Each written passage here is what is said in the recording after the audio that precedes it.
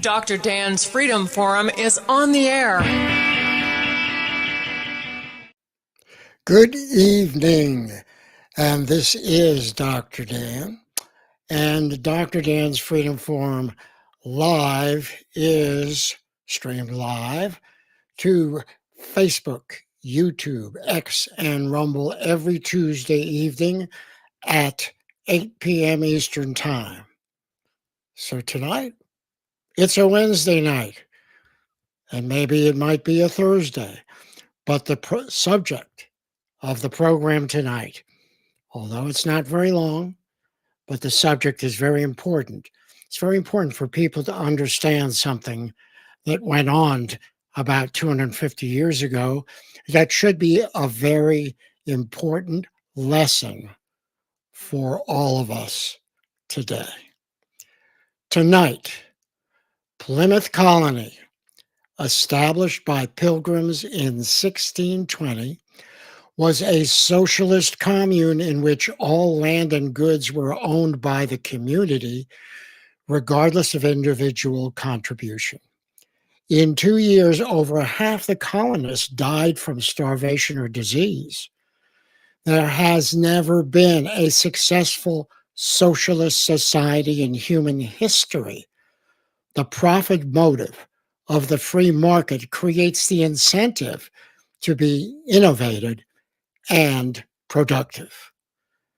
Even though American history is largely sanitized or ignored in today's government schools, most children know that the Pilgrims sailed from England to America on the Mayflower in 1620 and landed at Plymouth Rock in what is now Massachusetts. The Puritans were a small sect of devout Christians who were extremely dissatisfied and oppressed by the Church of England. About 100 members, searching for religious freedom, fled to Holland. Feeling insecure there as well, however, they voted to emigrate to America.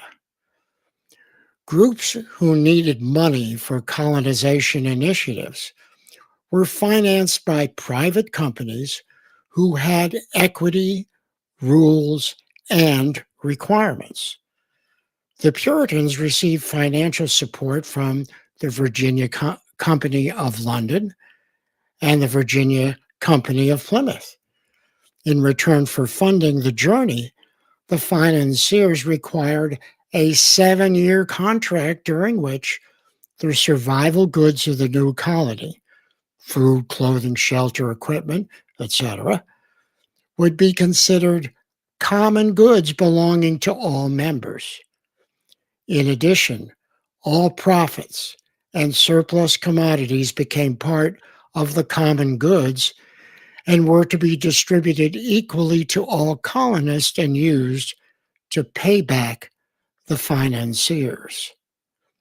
My guess is that mechanism was required because the financiers were taking a huge risk and they wanted to make sure that they got paid back. So that's probably why they asked and demanded those rules of anyone they financed. It was pretty risky to travel to the New World and establish a new colony. So I understand from a risk point of view, that's what they require. But what does that say? It says that 200 years before Karl Marx even wrote the Communist Manifesto, there in Plymouth Colony was actually the first socialist commune in America. Private property rights simply did not exist, and the common good took precedence over the contributions and the needs of the individual.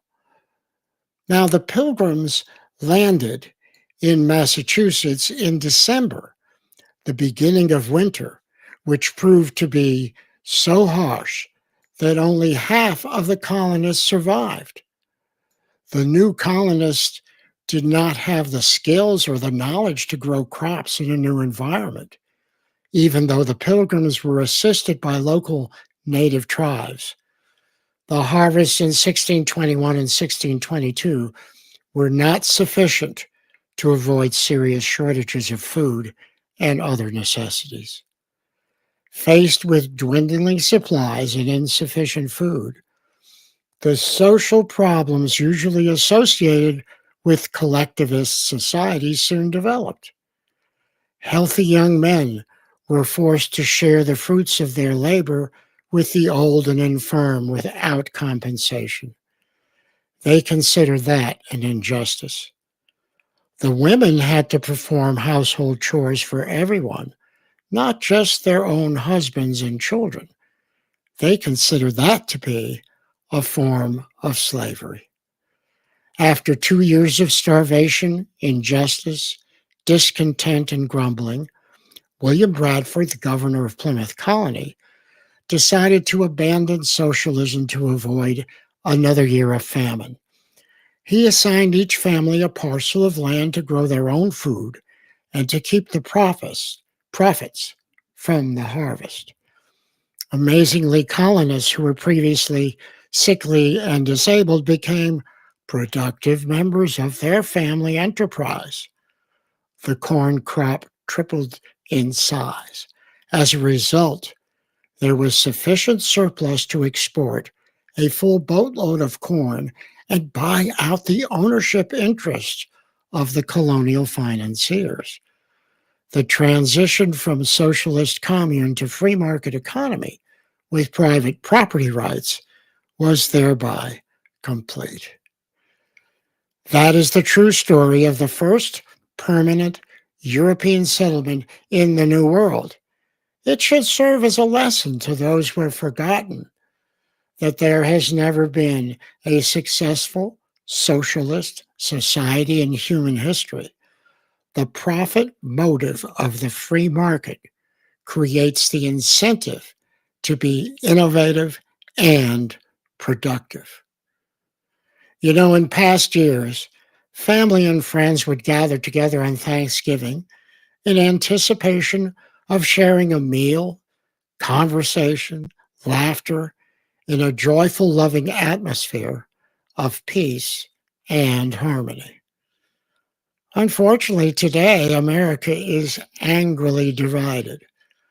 The Thanksgiving dinner, if it even occurs, is too often fractured by angry words and accusations when political issues are inevitably discussed. Family and friends can become, and often do become, estranged and lost for years, sometimes forever. 2 generations of our young people, brainwashed in government schools, have never been taught world history and are ignorant of the suffering and death caused by socialist, communist dictators. They think socialism is harmless and means being nice to others. They just don't realize that they are the useful idiots of our time whose freedoms and lives will be sacrificed if the world elite achieve their collectivist, totalitarian, socialist goals. Perhaps the story and experience of Plymouth Colony would be a stimulating topic of conversation this year as you join with family and friends to celebrate Thanksgiving.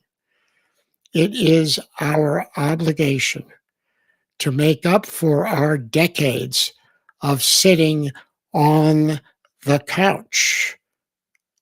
We need to start talking about the meaning of freedom.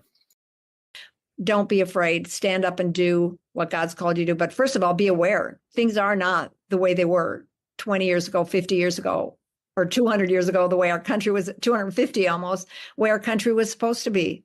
We need to go back to our roots, go back to what originally, like, I'm learning a lot just from what you've told me, Dr. Dan, about other things I didn't know about our founding fathers. But we need to go back to what it was. And if we, like you said, my dad always said that too. He said, we repeat history because we don't learn from it. And I think we need to learn from what has happened in the past and not be afraid to stand up, speak up, and and then do something about it. I was willing to go to the Capitol, and I'm not afraid to say that I was there and went in the Capitol because I did what I thought every citizen should do and would have done.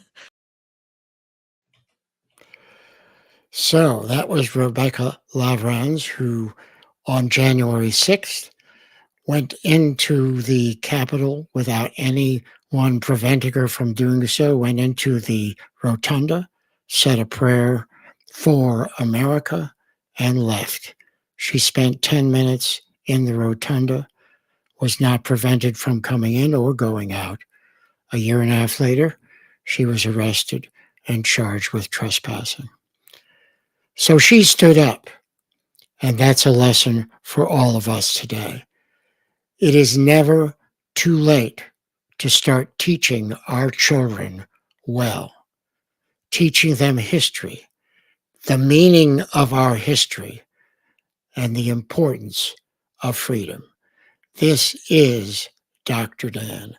I hope you all have an interesting and stimulating Thanksgiving dinner.